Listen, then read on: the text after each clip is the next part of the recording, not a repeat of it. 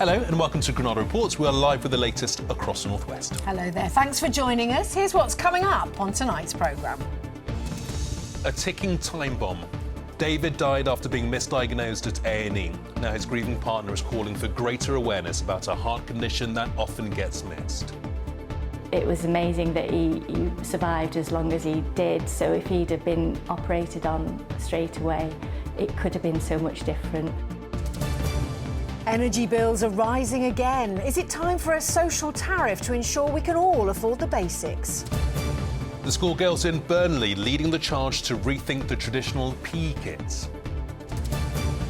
No longer an unsung hero, we're with Manchester boxing legend Joe Gallagher, as he's recognised for his work in and out of the ring.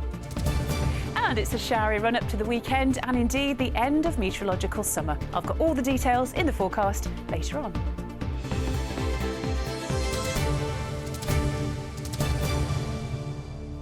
Well, first tonight, Sandra O'Hagan lost her partner David Burgess just 3 months ago in what must have been the most traumatic of circumstances. Yes, David from Sale suffered a life-threatening medical emergency, a tear in the main artery. But tragically, he appears to have been misdiagnosed with a common stomach condition and was sent home from A&E. Sandra believes David would have had a significantly better chance of survival and may even still be alive if he'd been diagnosed correctly on his first visit to hospital. And now, amid the grief, which can't even have begun to subside, she's campaigning for greater awareness of a condition which she says is flying under the radar. Well, in a moment, we'll speak to a clinician and a survivor of the condition, aortic dissection. But first, here's Anna Yosef with brave Sandra's story. When David Burgess went to Wythenshawe Hospital's A&E with horrific stomach and back pain, he was sent home with Gaviscon. 6 days later, he was placed into a coma and never woke up. Didn't seem real. I just thought, how can this actually be happening? How can they make such a huge mistake? David had been misdiagnosed on that first visit to A&E. He'd been told he had gastritis or inflammation of the stomach lining. He actually had aortic dissection, a time-critical medical emergency. The condition's characterised by the tearing of the aortic wall, which can compromise blood flow to vital organs. I couldn't believe that he'd gone in a few days before and been told it was something completely different. There was such a big gap between the diagnosis of gastritis and aortic dissection. It just didn't make any sense, and I couldn't believe it had got missed, really, in sort of a major hospital, which is right next to the biggest heart centre in the northwest. How can that be going on? And I was angry and upset.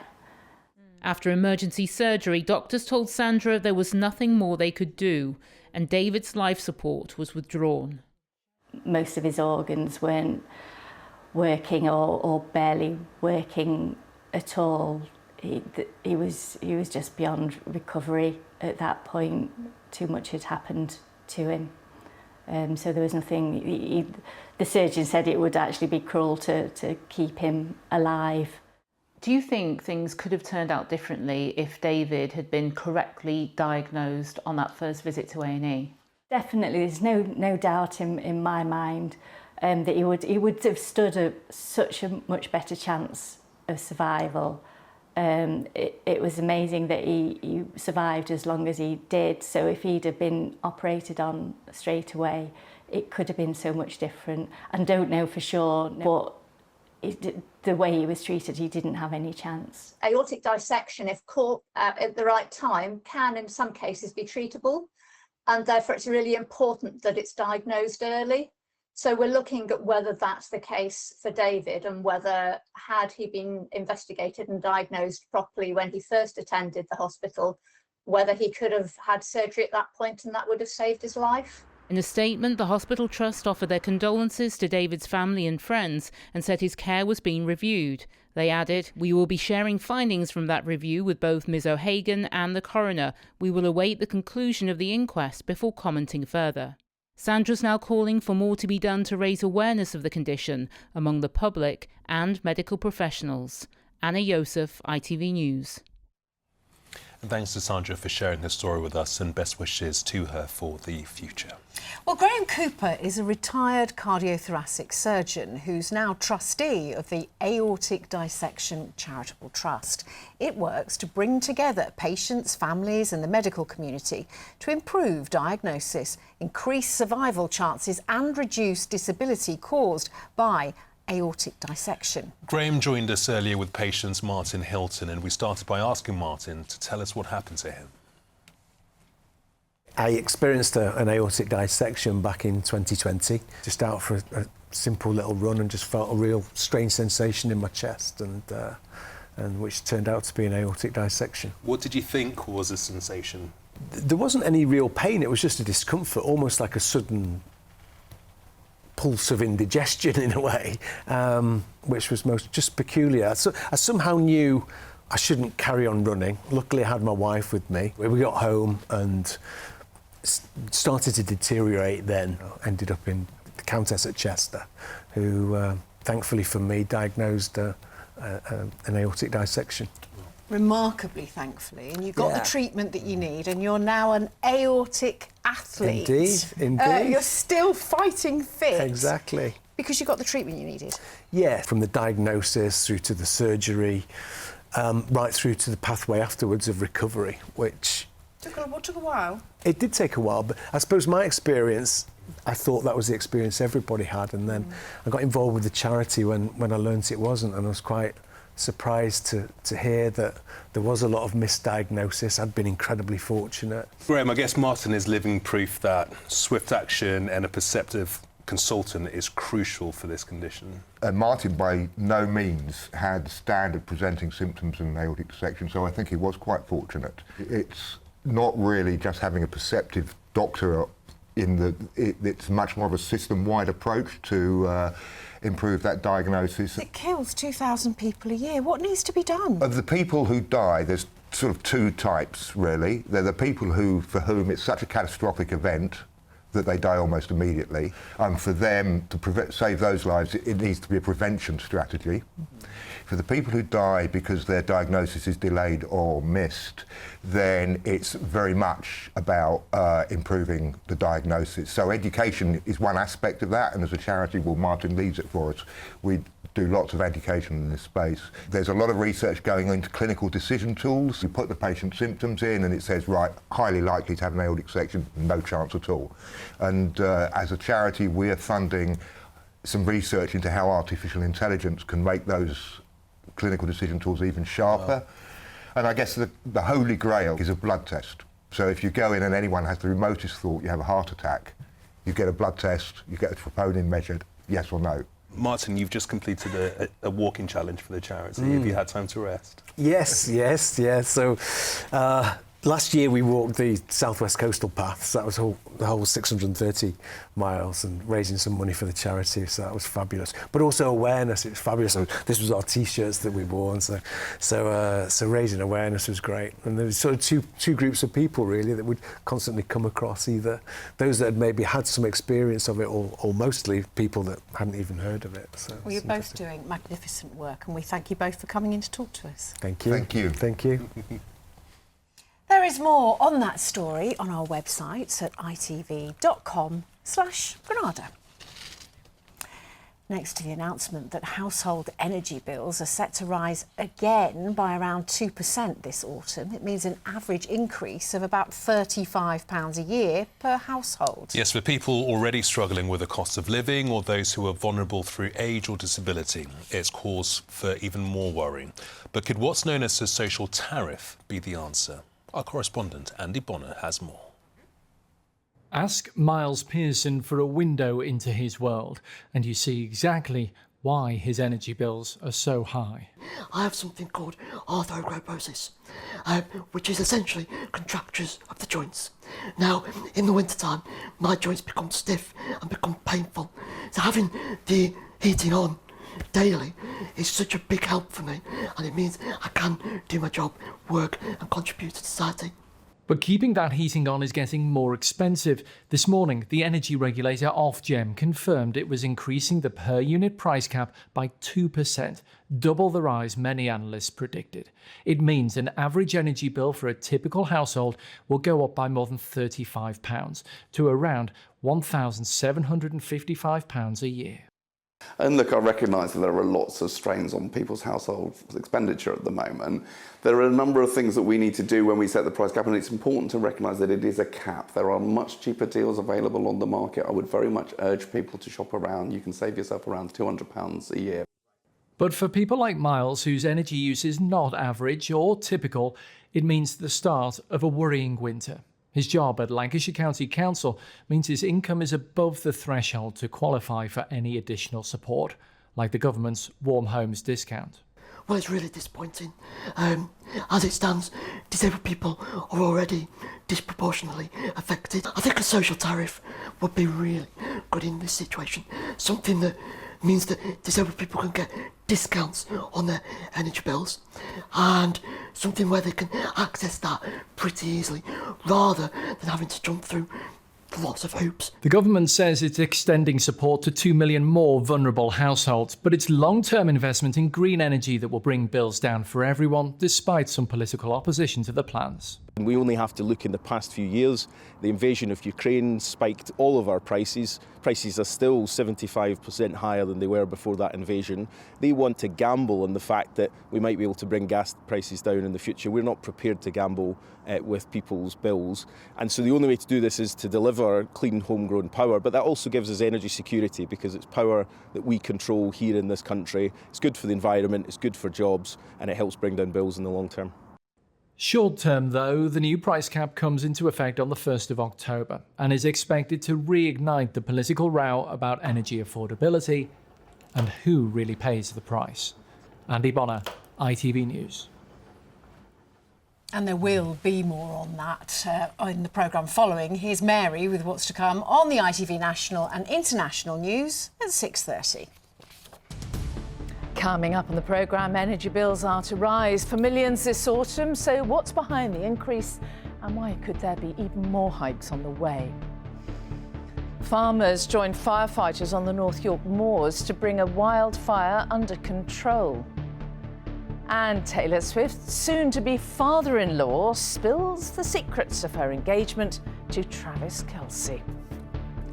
And do join me for those stories and more at 6:30. Well, next tonight, and many families will have just days left of the summer holidays with the new school year starting in the next week or so. And if you're buying school uniforms, perhaps it's time to give some extra thought to what our daughters are wearing for PE, because research shows girls' enjoyment of games classes and confidence drops significantly as they grow older due to issues of self-esteem and body confidence. So ahead of the new term, we've been to Burnley, which has been identified by Sport England as being in one of the UK areas with the lowest PE participation. Our correspondent Mark Barham met some young people who've been testing a new kit concept. I've got the skirt on that actually attaches to either like these shorts or another pair of shorts. This is a prototype of what school PE kits could look like in the future. Gone are the uncomfortable materials and shapeless designs, prioritising instead choice, comfort and body confidence. Dubbed the Undropped Kit, it's been developed by sports brand ASICS after research found almost 2/3 of girls drop out of sport by the age of 16, with a major reason being the kit. It's sort of a mic drop moment. It's a barrier that should be considered a public health issue, and the last couple of years I've been campaigning to try and make this the forefront because it's an issue we can lift. Tess was heavily involved in the design process, following her own battle at elite level to be allowed to wear shorts. With school PE kits not changing in decades, she wants this to be a conversation starter. I had this fire inside of me. I can't rest until this isn't an issue because it can be lifted. No, that's good. It makes sure that they don't come up. And with parts of Burnley having some of the lowest rates of participation in sport nationwide, girls from Burnley High were part of the development process, testing the kit. How big an issue is it that girls just want to drop out because because of the kit? I've wanted to drop out of sports plenty of times because I didn't feel comfortable in it. But now these, you can just choose what you want to wear and feel confident in yourself and comfy. I think it is a topic that needs to be spoke about more because with social media now especially, a lot of teen girls want to look alike and they want to fit in. And with this, you can fit in, but you don't have to compare yourself to each other. Well, like the material, like it was very restricted your movement, was not stretchy at all, and it wasn't made for a girl, it was very much made for a boy, so this is so much better, it like fits me a lot more. And I'd wear this outside of school, so I definitely would like to wear this in PE. We've noticed a difference in the girls' attitudes already. They feel more comfortable, they feel more confident and more likely to participate. It's also really eye-opening as well because I didn't know the girls actually felt like that during my PE lessons. So I actually want to do something about it and I actually want to help them so that they enjoy the PE lessons and they take part. This is just a concept right now, but they're hoping other brands, manufacturers and schools will listen and be inspired so that kits are no longer the barrier for girls when it comes to sport. Mel Barham, ITV News, Burnley. Well done, the girls of Burnley. They've got no excuse now. We hope they're going to be the superstars of the future. Right, and, you know, whatever can be done to get more young people playing sport can only be a good thing. Off their phones. Yeah. Off social media. Yeah, appropriately, we're moving on to sport now. And Everton's new stadium stages its first cup tie tonight. The Blues take on League One Mansfield Town in the second round of the Carabao Cup. Meanwhile, Manchester United are making a rare appearance in round two. They enter the competition earlier this season because of their failure to qualify for Europe. They're away to League Two Grimsby Town. Manager Ruben Amorim believes his players needed a break from European competition. We were not prepared to play Europe. That is my feeling, to have strong games in Champions League and then play Premier League. We need time to develop as a team. We will reach one moment that we need to have Europe for everybody to play games. Well, two North West teams have already booked their place in tonight's third round draw. Burnley are through. They beat Derby County 2-1 at Turf Moor. The match was heading for penalties when Oliver Son scored the winner in stoppage time. Wigan Athletic are also through. That's after their 1-0 win against Stockport County. Sadly, both Preston North End and Accrington Stanley were knocked out. Well, next, one of the unsung heroes of North West sport, a man who's produced countless boxing world champions over the years, including, most recently, Liverpool's Natasha Jonas. Yes, over many decades, trainer Joe Gallagher has helped hundreds upon hundreds of aspiring young fighters to chase their dreams, and he continues to do that now while undergoing treatment for cancer. This afternoon, Joe's been presented with the British Citizens Award for his services to the community. He missed the original ceremony in London due to cancer surgery, but received his medal in Urmston in Greater Manchester. And our sports correspondent Mike Hall was there for us. Yes, a very special award, this one. Joe Gallagher has already been inducted into the British Boxing Hall of Fame. Today, an honour in his home city of Manchester, and Joe is alongside me. Joe, congratulations. What does it mean to be wearing that medal? Yeah, extremely proud. I'm obviously delighted to be recognised by the BCA for what I've done in the community. I'm absolutely delighted, and that my family and friends and boxing colleagues and champions and sponsors are all here today to see this. And this isn't just for making champions, this is for years and years of helping hundreds of young people to get off the streets, to give them a path. Such important work for you, that, isn't it? Yeah, it is. You see, it is. When you're saying it, it's like quite overwhelming, because to me it's just like we're just doing our job. It doesn't seem anything. That's just what we seem to do. It just comes natural. Any type of success story, they don't have to be a world champion, but as long as they've come through an academy or come through our doors and they've gone on to become an accountant, a plumber, a painting decorator, they've given something else in life to do than just be nothing. You missed the ceremony last month in London because you were in the Christie having surgery. How are you? I'm all right. I'm here today, and that's good. I'm so grateful for everything that I've had up to now in life, and I'm looking forward to what's coming as well. So, we're going nowhere soon, mate. It's not keeping you out of the gym, is it? No, it's not. I realised over the last few days, there's a lot of things I shouldn't have been doing the last couple of weeks, and it's catching up on me. But listen, you're only here once, and you've got to do the best that you can and give it your best shot. Let's bring in a couple of your champions. Anthony, why does Joe deserve this honour? I think, I mean, so much what you've just said then, but forget like world champions and, you know, professional champions fighting under the bright lights. For me, it goes right back to the grassroots level and taking kids off the streets, and people forget Joe, before the success he had as a professional trainer, he'd done that for many years in amateur clubs around Manchester. And for me, I think that's the most impressive thing. And Tash, let's get your thoughts on Joe. I mean, you're still working with him now. He's in and out of hospital having treatment, but in the gym every day. He's never going to change, is he? No, I think when you think about the name Joe Gallagher, you're thinking about boxing, and that's who he is. It's a tough business to be involved in, and he just takes it on the chin, no pun intended, and keeps the ball rolling, and I don't think he'll ever change. Thanks so much, guys. Joe is one of those people who always puts other people first, even when the doctors sometimes tell him that's not such a good idea, he should be focusing on himself. But it is why so many people here and throughout the boxing world are so pleased to see him receive this award today. Well done, Joe. Let's hear it for Joe, everybody.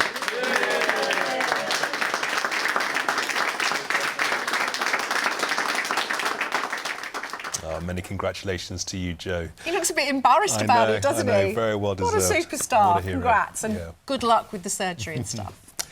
Finally tonight, to the treasure hunters who've uncovered century-old trinkets from the bottom of the dried-up Rochdale Canal. Yeah, recent droughts have left a number of canals across the northwest at record low levels. And while the rubbish and mud that's been exposed may be unsightly to most of us, to a pair of friends in Manchester it's been more of an opportunity.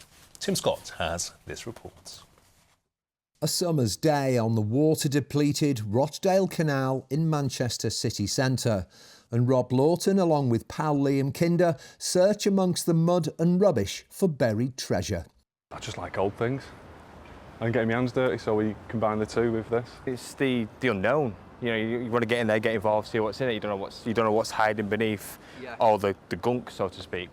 So far, the pair have recovered only a modest collection of bits and bobs, but that doesn't really matter. They're in love with these old artefacts. There's no Viking treasure or diamond-studded tiaras in this haul of stuff dragged out of the canal. It's mainly just old bottles and a very, very old mobile phone. But Rob and Liam, they don't mind. For them, it's all about getting their hands on these little pieces of our history, objects that they will take home, clean and cherish. This is a filthy environment. Does it not bother you getting all down and dirty like this? No, I get dirty every day. I'm a builder, so it's part and parcel of life for me, this. Rob and Liam would normally be out magnet fishing in a canal next to an old railway depot in North Manchester because it's trains rather than old bottles that are their real passion. What's the thing you're most proud of finding? It's probably, I found part of a train in Guidebridge. What part of the train did you find? A big handbrake wheel. It just looked really nice, so I've kept that. I'd say it's probably the leaf spring we found from a wagon in Guidebridge. You would never normally hold something like that from a wagon, would you? You know, it's on part of a train, so you like to get that close to something, especially like a coupling chain that we've had. It's fantastic. The exceptionally dry summer, as well as misuse and vandalism, has led to some sections of our canals drying out. That's why Rob and Liam are able to scavenge along this particular stretch. But it's hoped that with rain on the way, our canals will soon fill up with water again, and Rob and Liam can go back to magnet fishing for train parts. Tim Scott, ITV News, Manchester. You never know, Tim, they might find that Viking treasure. Just give it a bit of time. Roman coins worth millions. Here's Joe with the weather. Why do I need a shower? I've been out in the rain. The faster you go, the sooner you'll be out. You'll save water too. United Utilities sponsors ITV Granada weather. Thank you. A very good evening to you. Low pressure dominates our weather here in the northwest, indeed all of the UK for the rest of this week. It's going to be rather breezy and fresh feeling with a few very heavy showers to come at times. Perhaps a rumble or two of thunder during tomorrow as well. And that all leads into an unsettled weekend with a spell of rather wet and windy weather to come during Saturday. Low pressure just to the northwest of us has been pushing rain across the region through this morning and the early part of this afternoon. Briefly a little quieter this evening before further showers move in across our part of the world tomorrow, and some of these will be heavy and thundery in nature. Over the next few hours or so, clear and quiet, we'll begin to see showers gain momentum after midnight. Winds increase for Irish Sea coast before dawn, and it's a fresher night than of late, probably down to around 9 or 10 degrees away from our built-up areas. On to tomorrow, a breezy start to the day, and the sun will be up at 6:12, setting at 12 minutes past 8 tomorrow evening. Pretty showery from the word go, 1 or 2 heavy showers merging at times. You could hear a rumble or 2 of thunder. And across Cumbria, we're expecting some really heavy downpours through the afternoon, but really nowhere escaping, as you can see. A little drier, perhaps from the southwest by the end of the afternoon. Temperatures on the fresh side, probably, with those showers and in the breeze, 18 or 19 Celsius tomorrow.